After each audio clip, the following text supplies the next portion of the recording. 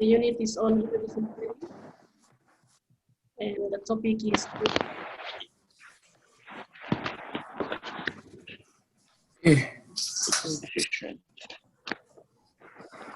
20. our objective. The students will be able to practice using decision-making processes. Yeah, Be beneficial to them.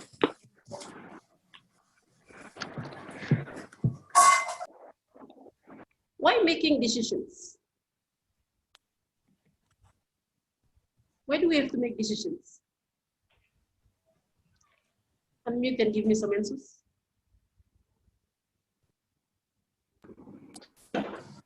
Anyone? Because it's a daily part of life. I can't hear you, speak loud.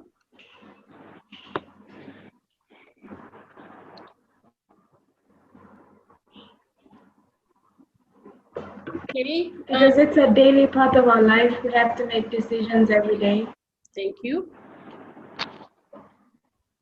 We have to make decisions every day. Any little things, we have to make decisions.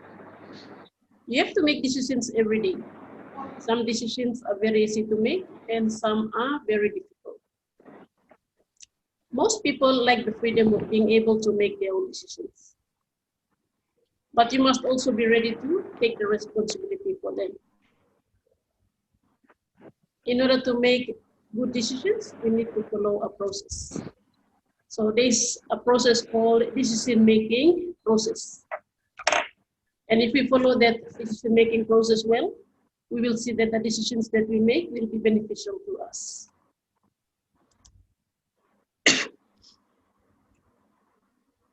On page 128 of your textbook, you have the decision-making process.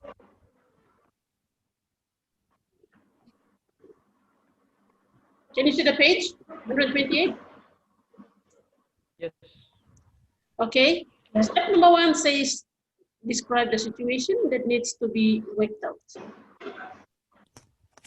Step number 2, think about all the alternative ways of dealing with the situation. Step 3, list the advantages and disadvantages of each alternative. Think about what is practical as well as the values involved. Meaning that when we list the advantages and disadvantages, we should also think about values, the values that we practice in life, or we use in our lives. For each alternative, think about what risks are involved for yourself and also for others. Not only yourself, but you should also consider others. Step number 5, get any further information you need about any other alternatives. Step number 6, think about the short-term and long-term results of choices.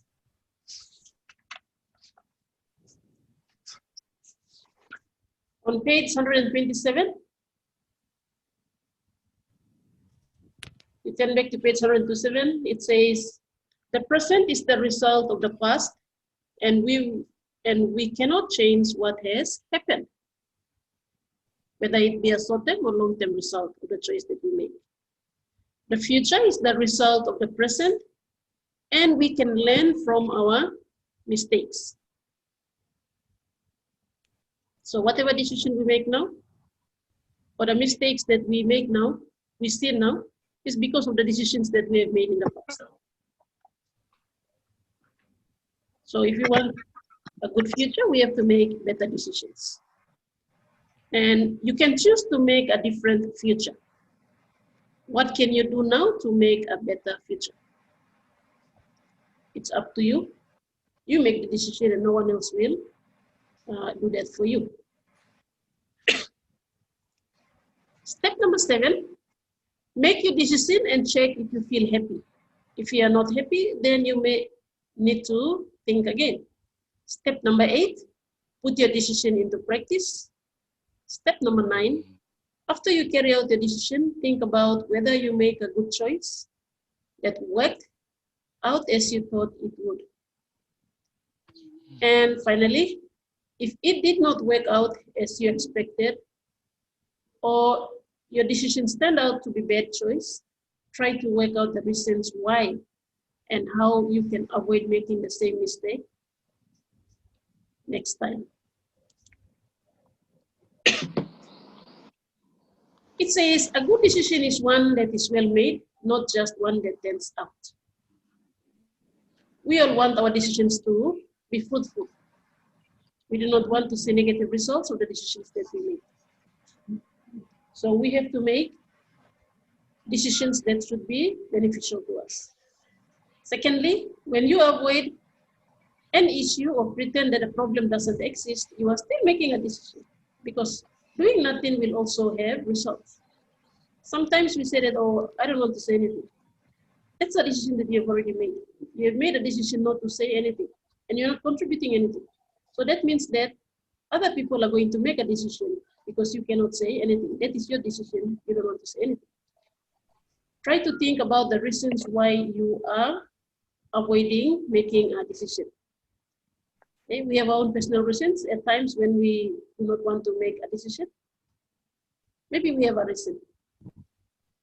We know the outcome of the decision that we are going to make, so we don't want to make a decision.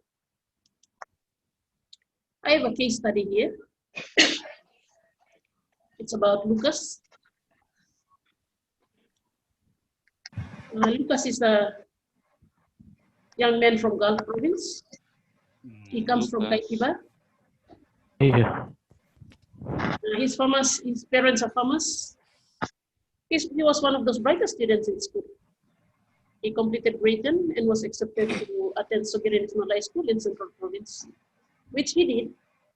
But the 2 years at Sogiri was not easy for him. At times he was suspended from school because of school fees. His parents have to put in extra effort to find money to allow him to continue to complete his grade 12. Seeing the difficulty that his parents have gone through, he committed himself. At the end of grade 12, he was accepted to study medicine at UPNG for 5 years. But he had his own reason why he didn't want to accept the offer. He turned down the offer and decided to apply to Police College at Bomana, which he was accepted. 6 months training. After 6 months training, he passed out as a policeman. And because he had very good results while he was at school, they decided to give him a position back at Bomana Police College, and he was there.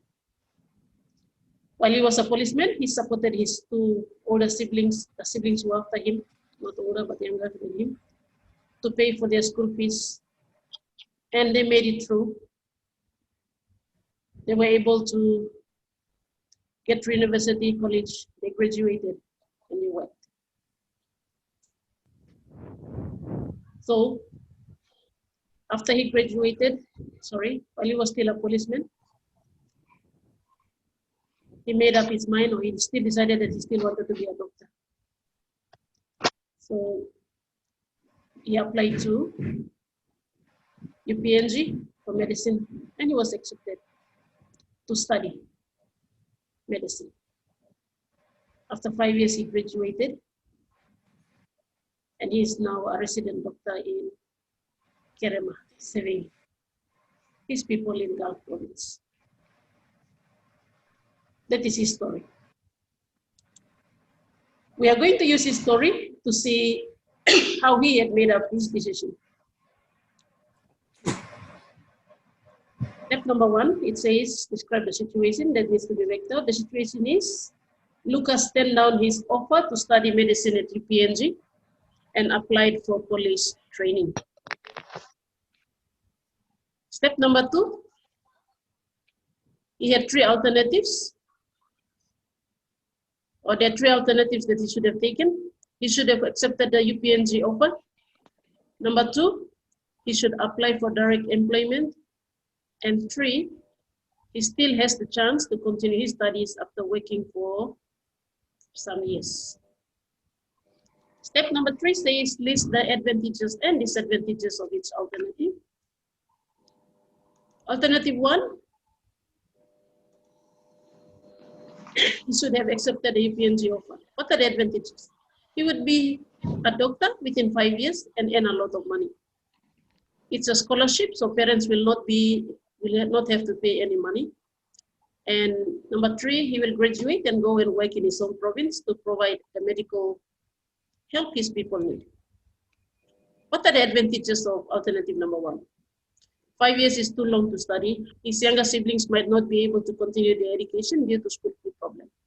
His parents will still have problems securing funds to pay for his fees, his other necessities, and also his younger siblings who are still at school. Advantages and disadvantages of alternative number 2. For direct employment, he would be paid a fortnightly salary. He can save some money to continue his studies at UPNG when he has saved enough. He would support his younger siblings by paying for their fee. What are the disadvantages for that? His fortnight salary might not be enough. It might take him more than 5 years to save money. His siblings might not be able to continue their education because of school fee problems. He will not be a qualified person in any field because he didn't attend any college. He will be just looked at as a casual worker, not a skilled worker or employee. So if he tries to apply to other jobs, he might not have the chance because he doesn't have the qualification. Advantages of alternative number 3.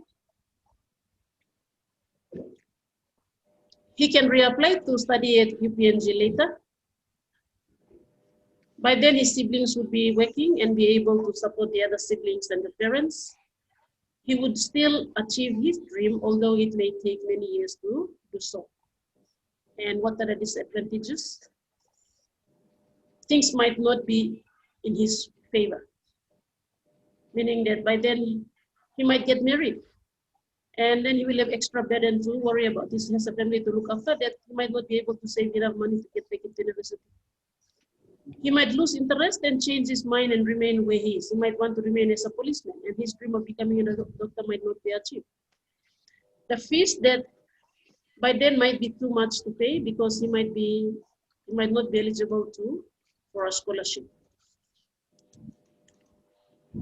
Step number 4 says, looking at the risk that might be involved. For this case, I said refer to the advantages and disadvantages. They're almost similar. Step number 5, get any further information. He should have inquired about his chance of re-enrolling after 5 years. If he's accepted at Bomana, would there be any chance of him re-enrolling at UPNG after he passes out? He could talk to his parents and siblings and agree that two siblings after him should also help him to pay for the two younger siblings' school fees. And he should talk about his plans to his family so they will be able to support him. Step number 6, short-term and long-term results. It's a sacrifice that he's going to make in order to financially support his parents, in order to achieve his dream of becoming a doctor in 5 years. The long-term result, he will eventually become a doctor. His siblings will be working and living their own lives. And his parents will be well taken care of because all the children will be working. That would be the long-term result. What happened in the end? Lucas was very happy with the decision he made because whatever he had planned for turned out the way he wanted. His 3 siblings are working. The last one is studying law at UPNG. He's a doctor by profession, working in Kerema. And his parents are living with him in Kerema town. So that is decision making. Sometimes we have to make sacrifices to come up with the decisions that will be beneficial to us. I have activity for you to complete. That's on the screen. Activity number 1. I want you to develop a scenario like the case of Lucas. You have to come up with your own. And using the decision-making steps, you outline, following the example that I have done, you outline clearly what can be done and the outcome of the decisions that is going to be made. You can print a hard copy, or if you don't have a hard copy, you have to rewrite it. Not write it, but write it for me on a paper, and then you bring it. Our reference is on page 127 to 130. So to get more information, you can look at that. And you have an activity to work on. That is activity number 4, finding out values of the different religions that are given on page 129. I have listed 7 different points for you to look out for. Any questions on the activities? Miss, could you repeat again? I didn't hear you. Paid activity. The activity? Yes. The case study. There's a Okay, activity number 1, you have to develop your own case study like the example for Lucas. You develop one and then you use the decision-making process to find out, to help him or her, which if you have chosen a male or a female, to find out what he or she can be able to do.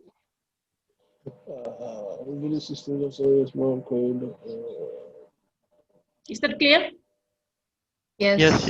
Yes, Miss. Any other questions? Yes. Miss, do we bring do it in our notebooks or homework books? Do it on a hard paper, A3 size paper, sorry, A4 size paper. You can print it out. And then okay. Miss, can we type it up? That's the one, hard copy. Bruh. For the religions, you can do it, you can make a pamphlet, book letter, bind it together and you bring it for number 4, activity number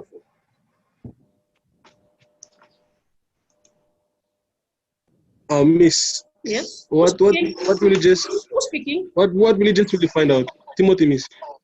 On page 130, you have the 4 religions there: Christians, Hindus, Muslim, and Jews. The 4 groups. Okay, Miss. Page 130, you have them there: Christians, Hindus, Muslims, and Jews.